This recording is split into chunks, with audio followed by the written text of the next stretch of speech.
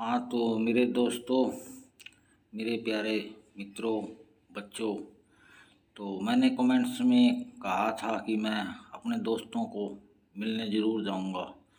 और मैंने कमेंट्स में कहा था कि मैं राम चाट भंडार के आगे मिलूंगा, लेकिन मुझे कोई भी मिलने नहीं आया।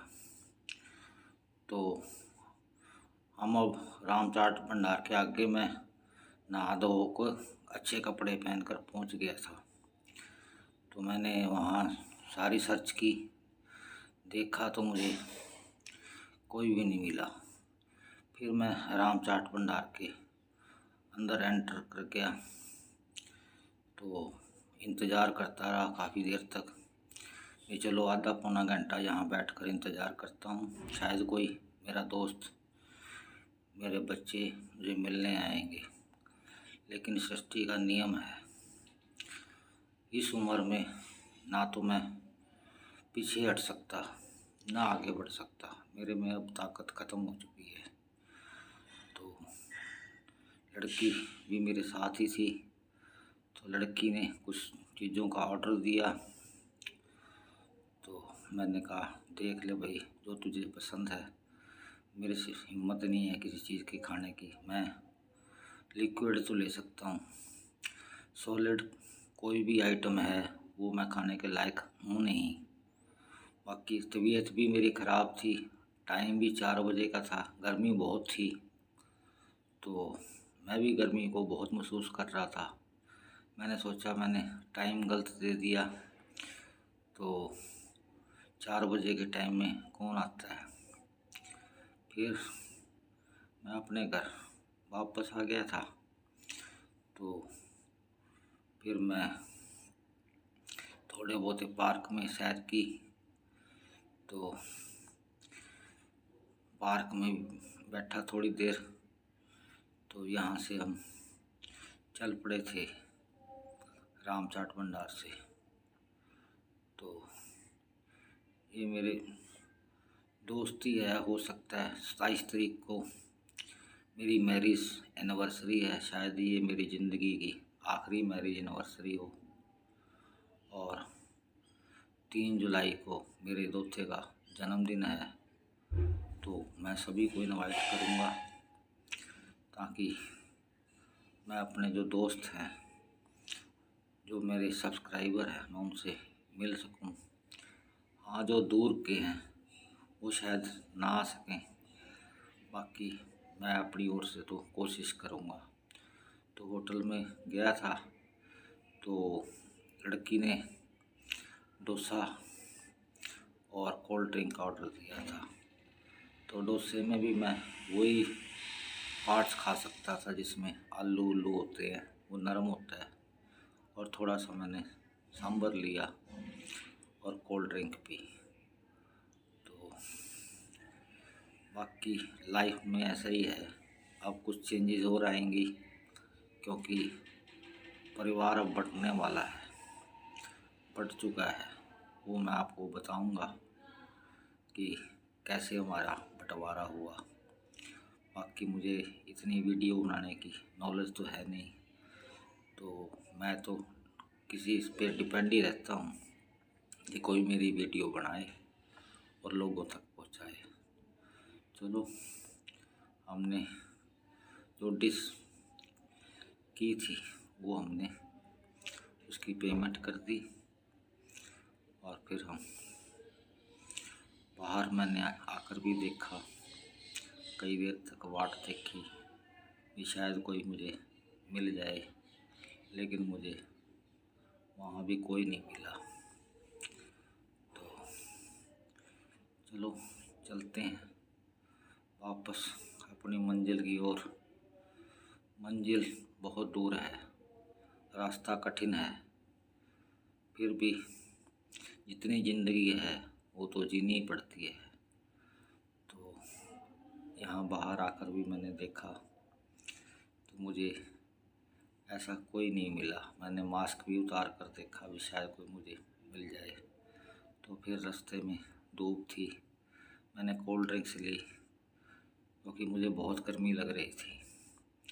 तो मैं चाहता था थोड़ा सा रिलैक्स मिल जाए गर्मी से और फिर घर जाऊं। तो अब मैं घर आ गया था। तो ये पानी की बोतल मैंने साथ रखी थी और कोल्ड ड्रिंक्स जो बच गई थी, मैं कहा चलो ठंडी है रास्ते में पी लेंगे। तो उसके बाद मैं घर आ गया था, पार्क में चले गए। मैं कहा चलो थोड़ी सैर कर लेते हैं और थोड़ा सा योगा कर लेते हैं, क्योंकि कमेंट से मुझे बताया था कि तुम थोड़ी सी योगा करा करो। तो आपको मैं बताता हूँ, मैं इस उम्र में भी योगा कर लेता हूँ। ये देखो, इससे सारे शरीर में लचीलापन आ जाता है। ये एक्सरसाइज मुझे बहुत अच्छी लगी।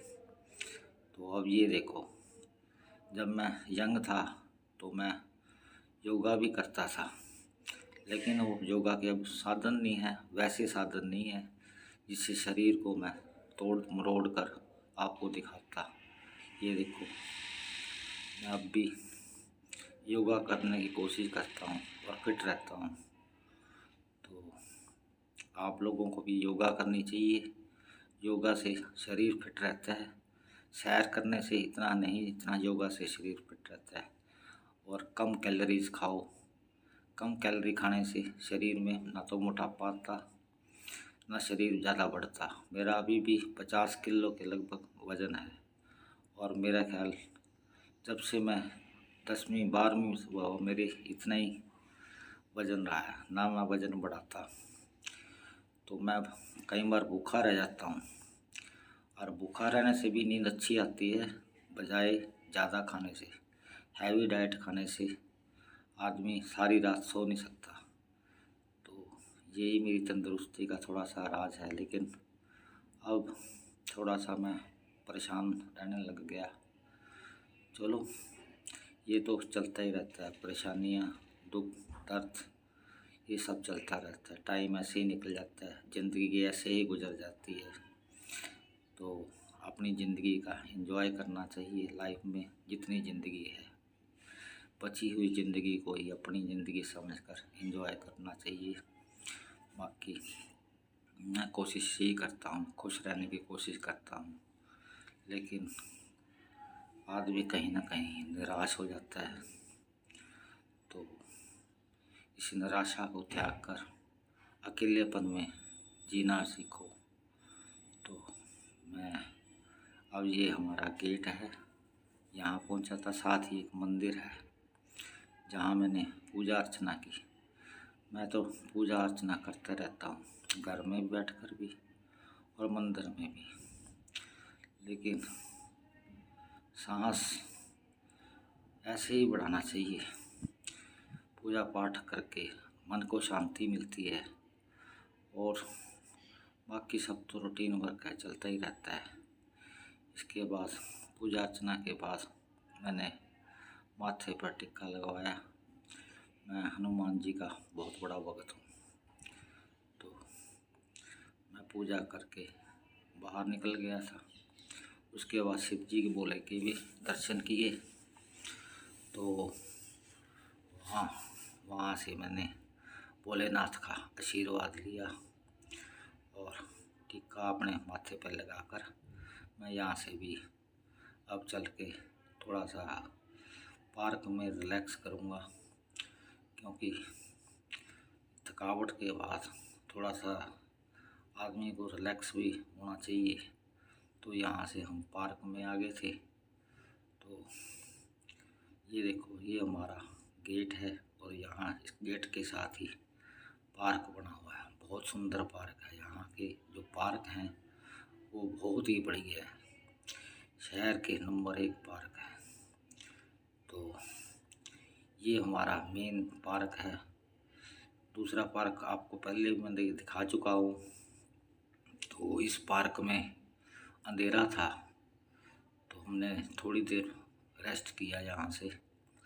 तो यहाँ से हम रेस्ट करके, तो लड़की कह रही थी ये पार्क तो मैंने देखा ही नहीं। मैं कहा यहाँ पर बहुत पार्क हैं और बहुत सुंदर सुंदर पार्क हैं। तो यहाँ से फिर हम प्रोग्राम ये बनाया था कि कल यहाँ बैठकर कुछ नाश्ता करेंगे। तो हम दुकान पे चले गए। दुकान से कुछ चीज़ों की परचेजिंग की जो घर में नहीं होती वो, या फिर कल की तैयारी में की थी, लेकिन सवेरे मेरी आँख ही नहीं खुली। तुम्हारा वो प्रोग्राम कैंसिल हो गया था। तो अब मैं, लड़की बोली कुछ चीज़ें आप देखो, कुछ मैं देखती हूँ। तो यहाँ हमने जो आइटम थी वो सभी इकट्ठी कर ली थी, लेकिन यहाँ मैंने सोचा था अभी लस्सी भी ले लूँ, लेकिन लस्सी यहाँ पर कहीं भी नहीं मिली। तो गर्मी है, लस्सी भी यहाँ रहती नहीं है। तो अब मैं आगे की तैयारी करता हूँ, ज़िंदगी कैसे गुजरती है। ज़िंदगी जीने का नाम है। मैं कोशिश बहुत करता हूँ, लेकिन बस ऐसे ही चलता है। तो मैंने बिस्कुट लिए, नमकीन ली, कोल्ड ड्रिंक्स ली। सुबह की तैयारी में हम जुटने वाले थे। तो चलो अब चलते हैं अपनी मंजिल की ओर। प्यारे भाइयों, बहनों, बच्चों और मेरे से बड़ी उम्र के बुजुर्गों, आपको मेरा चैनल कैसा लगा मुझे कमेंट्स करके ज़रूर बताना, और मेरे चैनल को लाइक करना और अपने दोस्तों से शेयर करना, और हाँ, मुझे सब्सक्राइब ज़रूर करना। तो मुझे आपका इंतज़ार रहता है सब्सक्रिप्शन का। तो आगे देखते हैं ज़िंदगी किस मोड़ पे लेके जाती है, वो तो अगली वीडियो में ही बताऊंगा, क्योंकि हो सकता है अब हमारे घर की पार्टीशन हो जाए। तो देखो, मकान में यहाँ किराए पे लिया था, देखते हैं नया घर कैसा है। बाकी मुझे नहीं लगता ज़्यादा दिन का काम है। थैंक यू भाई साहब, राम राम।